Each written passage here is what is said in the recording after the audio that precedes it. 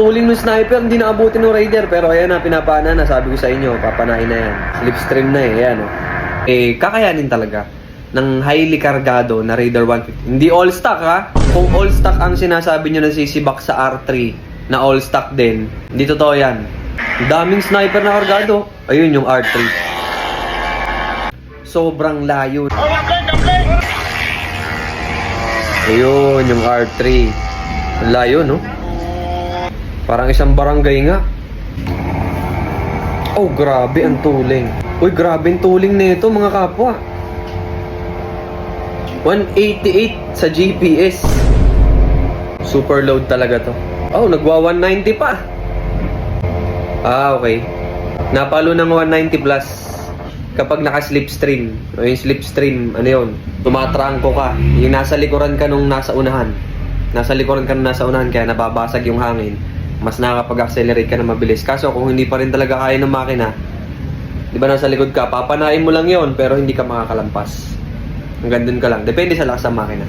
May nauuna pa sa kanya, hindi ko makita eh. Hindi ko makita kung ano yung nasa unahan niya. Ito yung mga tinatawag nating super load category. Walang all stock na makakarating ng 180, 190 plus. 150 nga, pahirapan na eh. Kung all stock lang. Ito yung super load talaga. Raider FI na puti.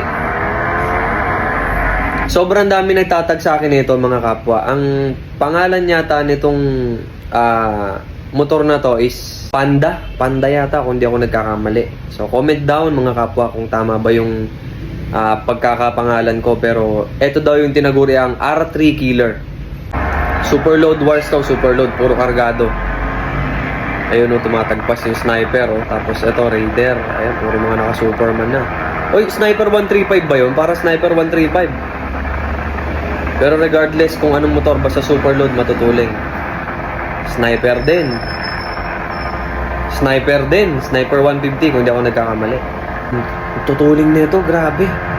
Kung makikita natin, 148 lang siya sa speedometer niya, no? Pero sobrang tuling na niyan. Kasi ang mga sprocket niya, napakaliliit na sa likod. Yun yung sinasabi ko sa inyo mga kapwa na kapag nagpalit ka ng sprocket, kung sa sprocket nakalagay yung sensor ng speedometer, alamang sa malamang magbabago ang reading mo, especially sa mga gantong kargado. Mga high speed, as in high speed, pangwalwalan yung sniper nito. Kaya, pangwalwalan yung sprocket nito. Kaya yung basa ng speedometer, kung 148 lang dito, probably kung sa GPS to, siguro mga nasa, lalo na mga super open, katulad ng sniper kanina, napakatuling. 190 plus sa GPS. So, probably 190 plus din to. Baka nga mag 200 pa. Wala, siya yung nangunguna. Ayun, may pumapangalwa sa kanya. Anong motor ba to? Ito. Mukhang makikita siya dito. Ayun, no? Wala, nakakatrangko lang yung isa. Kaya nakakahabol dito sa kabila, eh. Tumatrangko sila. Yun yung sinasabi ko sa inyo na napakahalaga ng slipstream sa ganitong walwalan, yung kahit nga sa MotoGP, yung pumapantay sila sa likod, lalo na sa mga F1, pumapantay sa likod. Slipstream, alam nyo na yun, para basag yung hangin, pag nasa likod ka, kaya mong panain yung mas matuling sa'yo. Pero kung humahaba pa ng humahaba yung distansya, malamang sa malamang aabutin ka pa rin ng mas malakas na makina kaysa sa'yo. Kartehan mo muna, pag malayo pa yung finish line, slipstream ka muna, pag malapit na, tsaka mo tagusin. Ayun o, yun RS ba yun? RS 150. Ang tuling ng sniper, hindi naabutin ng Raider. Pero ayan na, pinapana na. Sabi ko sa inyo, papanain na yan. Slipstream na eh, ayan o. Tatagpas na. Tagpas na. Ayan o, bakbakan sila. Halos magsinlakas ng makina to. Category. Ayan, pumana na ulit. Ayun, slipstream ulit. Umuna ulit si Raider kasi naka-slipstream. Pag naka-slipstream muli yung sniper, ang lakas, grabe. Eto mga kapwa, sobrang dami talagang nagtatag nito sa akin. Saka sobrang dami nagme-message sa akin na mag-react daw ako tungkol dito sa R3 Killer na sinasabi nila.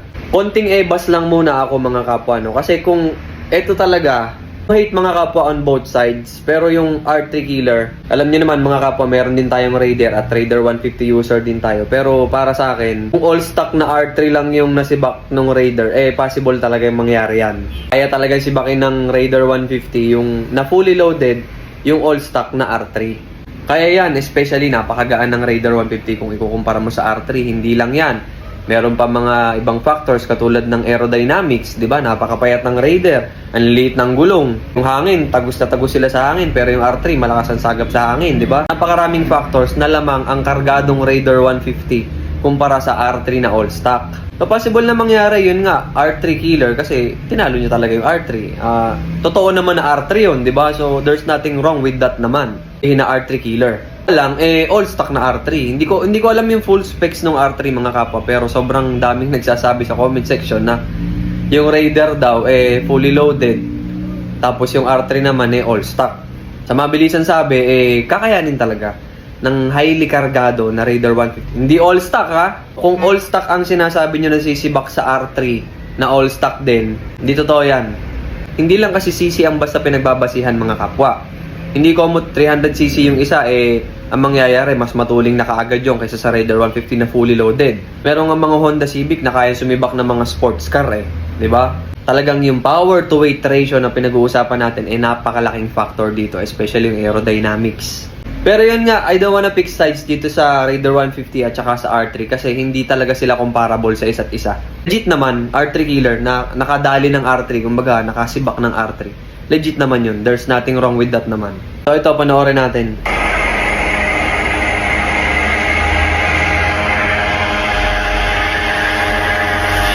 Pak, Sniper Raider RS 150, Sniper 150. Sniper din to probably.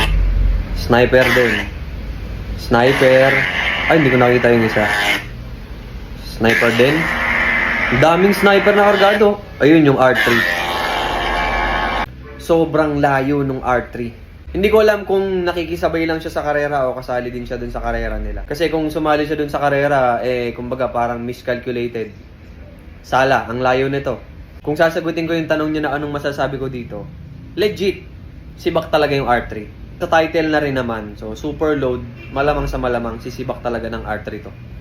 Super load ang pinag-uusapan natin dito kahit siguro 400cc siguro lang siguro kasi infinite possibilities pagka super load ang gagamitin mo na kahit mga from 150cc gagawin mong mga 300cc o 250cc, especially kung papagaanin mo yung motor, kayang-kaya talaga sumibak dyan ng higher cc. Pero imposible na makasibak to ng 600cc. Pero kung usapang R3 versus Raider 150, kung ang title niyan ay Raider 150 versus Yamaha R3, malamang sa malamang maraming maguguluhan dyan kasi Raider 150, wow, all stock, sumibak ng R3. So, imposible yun. Imposible yun kung all stock. Pero kung fully loaded meal yung sniper o kahit anong motor man yan na fully loaded tapos itatapat mo sa all stock or slightly modified lang na higher cc, lamang ng 100cc or 200cc. Kahit nga siguro wave 100 from wave 100 gagawin mong mga nasa 200cc na rin di ba? Kayang-kaya pa rin yan sumibak ng higher cc kasi hindi lang cc ang basihan. There's nothing wrong dun sa R3 killer kasi legit naman talaga na sumibak ng R3. Pero kung sasabihin mong all stock tapos i-claim na R3 killer, imposible yun. Ako as Raider 150 user, when we say sumisibak ng big bike o higher cc, it doesn't mean na yung all stock ay sisibak ng higher cc. It just simply means na yung kargadong Raider o yung kargadong small bike kayang sumibak ng higher cc kung kargado. Pero kung all stock ang usapan, joke lang yun, promise. Joke lang yun kung all stock ang usapan. Raider 150 all stock versus Ninja 400 R3, imposible. Magkaiba yung category niyan kaya incomparable talaga. Pero kung kumarera o nag-deal talaga sila na sige, karera tayo, R3 akin kasi confident na lamang yung R3. Lamang sa CC Kung kumarera sila tapos nag-agree sila, sige, karera tayo, fully loaded, talo talaga siya doon. Kumbaga, wrong decision, bad deal. Kumbaga. Pero yun, bottom line is there's nothing wrong with that. R3 killer pasok sa pangalan kasi legit sumibak talaga ng R3. Pero let's just stop na kumbaga i-compare yung mga motor natin na sabihin na natin small cc para sumibak ng mga big bikes. Ang layo nun. Depende na lang sa distance kasi baka ang distance mga 201, 200 meters. Super open sa 201. Kahit pa sabihin na yung super open ay 200cc lang. Kaya pa rin sumibak ng mga small bikes na fully loaded. Basta all stock yung kalaban, kahit 1000cc pa yan, kahit Suzuki Hayabusa pa yan. Kaya sibakin yan kung all stock. Galing sa kasa. Pag short distance ang paglalabanan. Pero pag nakabuelo yan, mga 1000cc na yan, goodbye na talaga. Kahit fully loaded pa kayo, goodbye.